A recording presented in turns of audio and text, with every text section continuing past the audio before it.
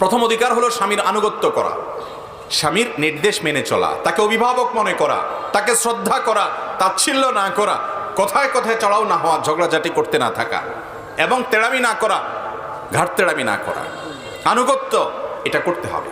আর সেই সাথে স্বামীর অধিকার আদায়ের জন্য অন্য যা যা আছে, তার সম্পদের হেফাজত, নিজের সম্ভ্রমের হেফাজত এবং তার যতটুকু সাধ্যে কুলায় সেবা, সৌজন্যতা, এটা বজায় রাখতে হবে। একই কথা স্বামীর জন্য প্রযোজ্য। আল্লাহ কোরআনে বলেছেন ওয়াশিরুহুন্না বিল মারুফ, হে পুরুষরা, স্বামীরা, তোমরা মেয়েদের সাথে সুন্দর এবং যথাযথ আচরণ করো, ভালো ব্যবহার করো, এটা তার হক।